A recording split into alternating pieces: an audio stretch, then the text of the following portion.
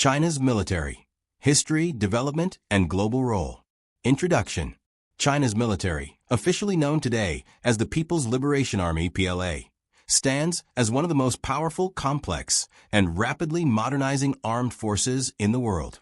With over 2 million active personnel, a vast technological base, and a history that stretches back thousands of years, China's military represents both continuity with ancient traditions of strategy and warfare, and a symbol of the nation's drive to achieve global influence in the 21st century.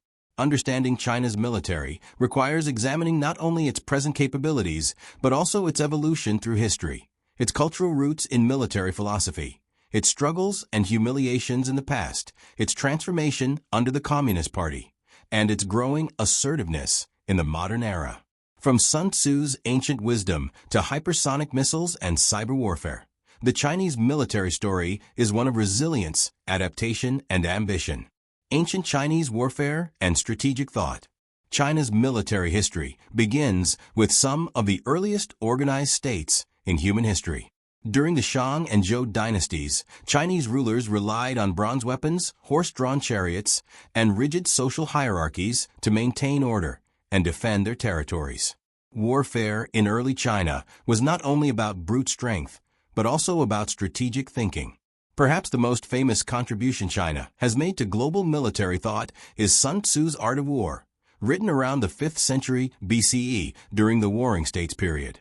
This text, emphasizing deception, flexibility, and psychological manipulation, remains a cornerstone of military education around the world, influencing generals, politicians, and even business leaders to this day. The Qin dynasty, which unified China in 221 BCE, exemplified the role of military strength in shaping the Chinese state. Qin Shi Huang's armies were disciplined, organized, and brutal, conquering rival states and standardizing weapons and military practices.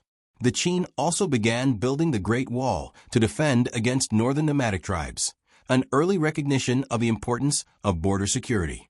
The subsequent Han dynasty expanded China's influence westward through military campaigns that secured the Silk Road, ensuring China's role as a major power in the ancient world. Innovations and golden ages of military power. China was also a land of military innovation. During the Tang dynasty, 618 to 907 CE, Chinese forces used advanced cavalry, composite bows, and organized armies to expand into Central Asia. The Tang also developed sophisticated military bureaucracies and defended against nomadic invasions with both fortifications and mobile armies. Chinese naval development reached new heights during the Song dynasty, 960 to 1279 CE.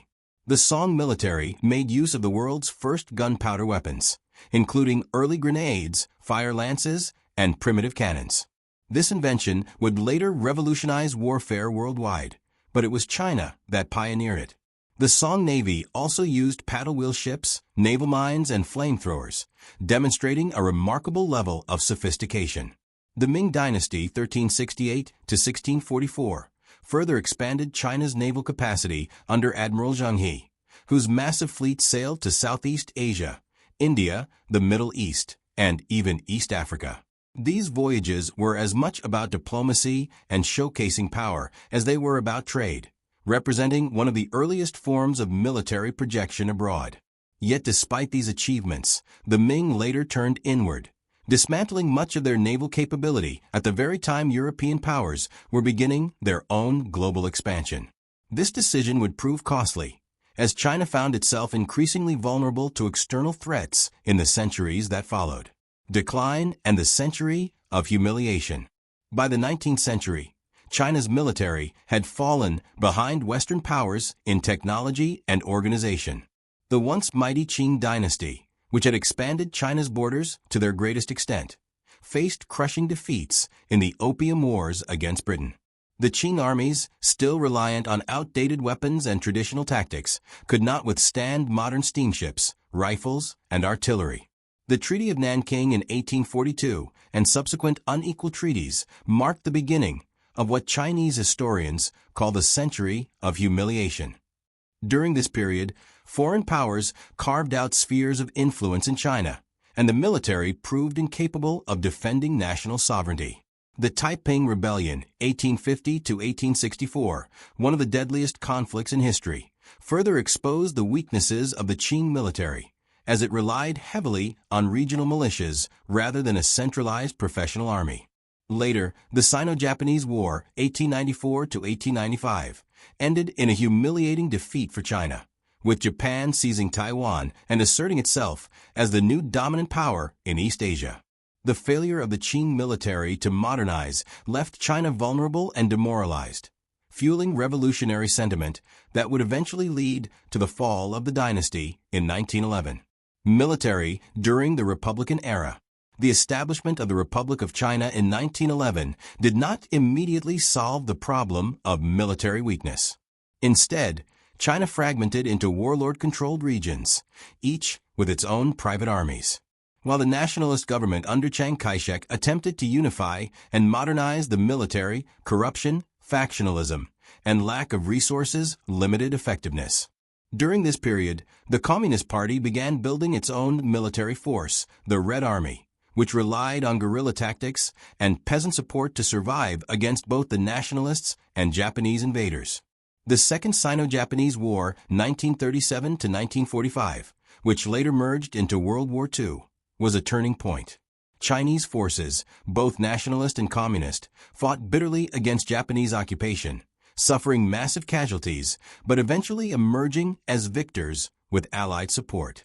The war devastated China, but also strengthened the Communist Party, which had built legitimacy through its resistance efforts. After Japan's surrender in 1945, the civil war between the communists and nationalists resumed, leading to the communist victory in 1949 and the founding of the People's Republic of China. China's military, from revolution to modern superpower. The Mao era and the early People's Liberation Army. The victory of the Chinese Communist Party in 1949 brought not only a new political order, but also the establishment of a new national military. The People's Liberation Army, which had started as a small guerrilla force in the countryside, suddenly became the official army of the world's most populous nation. Its early years were shaped by the vision of Mao Zedong, whose philosophy of people's war emphasized mobilizing the masses, using guerrilla tactics, and relying on political loyalty rather than advanced technology.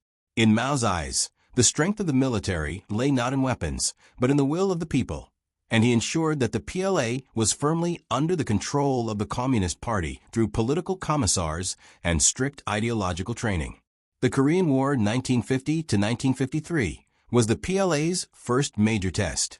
When North Korea faced defeat by UN forces led by the United States, China intervened with what it called the People's Volunteers. Despite being poorly equipped compared to American forces, the Chinese troops demonstrated extraordinary resilience and discipline, pushing back the UN armies and securing the survival of North Korea. This war not only enhanced China's reputation, but also convinced the leadership of the need to modernize its military to compete with superpowers. Over the following decades, the PLA grew in size and established branches including the Navy and Air Force, though both remained relatively weak compared to their Western counterparts. China also engaged in several border conflicts during this period. In 1962, it fought a short but intense war with India, quickly defeating Indian forces in the Himalayas. In 1969, clashes with the Soviet Union along the Ussuri River highlighted tensions between the two supposed communist allies. These conflicts reinforced China's awareness of its strategic vulnerabilities, sandwiched between two powerful rivals.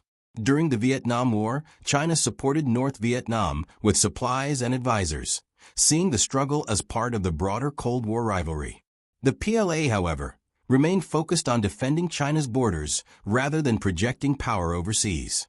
The Cultural Revolution, 1966 to 1976, disrupted the PLA's development. Mao politicized the army even further, encouraging soldiers to support radical youth groups like the Red Guards. Factories producing weapons and equipment fell into chaos, while experienced officers were purged or sidelined. Although the PLA gained prestige as Mao's ultimate power base, its modernization stalled, leaving it technologically backward by the mid-1970s. At this time, Chinese soldiers still relied on Soviet-style equipment from the 1950s, and the Navy was largely confined to coastal defense. Deng Xiaoping and the turn toward modernization. The death of Mao in 1976 opened the door to sweeping changes, and no figure was more important in reshaping China's military than Deng Xiaoping. Known for his pragmatic leadership, Deng recognized that China could not achieve national rejuvenation without modernizing its armed forces. He articulated the principle of the four modernizations: industry, agriculture, science and technology, and national defense. However, he also prioritized economic growth over immediate military buildup, believing that China first needed wealth to build strength. The turning point came in 1979 when China launched a limited invasion of Vietnam, a conflict sometimes called the Third Indochina War. Although China declared victory, the PLA's performance revealed serious weaknesses. Its troops were brave and numerous, but they lacked modern weapons, logistics, and training. Deng bluntly described the PLA as an army of peasants with rifles. This wake-up call spurred him to begin systematic reforms. In the 1980s, Deng reduced the PLA's bloated size, cutting millions of troops to focus on quality rather than quantity. He encouraged professional military education, reorganized command structures, and began purchasing limited quantities of modern equipment from abroad, including fighter jets from the Soviet Union and technology from Western nations before the Tiananmen Square incident in 1989 froze many of those ties. Perhaps most importantly, Deng initiated a shift from the doctrine of people's war to preparing for local wars under modern conditions. This meant that instead of expecting massive land invasions, China now anticipated smaller, regional conflicts where technology and rapid mobility would be decisive. The rise of the modern PLA. By the 1990s, the collapse of the Soviet Union and the Gulf War in 1991 provided further lessons for China's military. Watching the United States crush Iraq's large but outdated army with precision-guided missiles, stealth aircraft, and advanced command systems shocked Chinese strategists. They realized that modern warfare was no longer about manpower alone, but about information, technology, and joint operations between different branches of the military. Since then, China has invested heavily in transforming the PLA into a modern fighting force. The ground forces remain the largest branch, but their structure has been streamlined with more mechanized units, armored vehicles, and combined arms brigades capable of rapid deployment. The PLA Air Force has shifted from defending Chinese skies to projecting power beyond its borders, introducing advanced fighter jets like the J-20 stealth aircraft. The PLA Navy, once a coastal defense force, has become the fastest-growing navy in the world, now operating aircraft carriers, nuclear submarines, and advanced destroyers capable of blue water operations. Perhaps the most dramatic development has been the creation of the PLA Rocket Force, responsible for China's nuclear and conventional missile arsenal. With ballistic missiles capable of striking anywhere in Asia and beyond, the rocket force has become the centerpiece of China's deterrent strategy. China now possesses intercontinental ballistic missiles, ICBMs, that can reach the United States, submarine-launched ballistic missiles, SLBMs, for second strike capability, and an expanding arsenal of medium-range missiles designed to deny foreign powers access to the Western Pacific. In 2015, China also established the Strategic Support Force, a new branch dedicated to cyber warfare, electronic warfare, and space operations.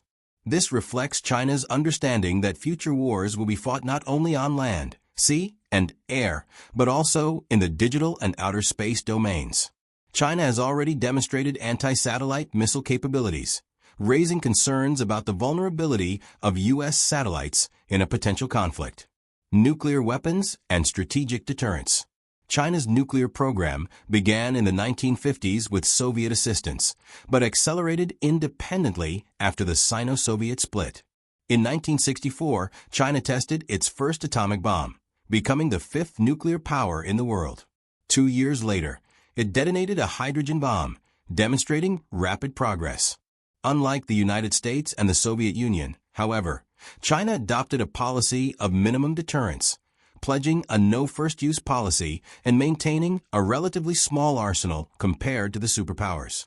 Today, China's nuclear forces are more sophisticated, but still modest compared to Russia and the United States. Estimates suggest it possesses around 350 nuclear warheads, though recent satellite images indicate it is building hundreds of new missile silos in western China. China's modernization includes mobile missile launchers, MIRV, multiple independently targetable re-entry vehicle warheads, and hypersonic glide vehicles capable of evading missile defenses. These developments show China's determination to maintain a credible deterrent in an era of great power rivalry. Cyber warfare and artificial intelligence.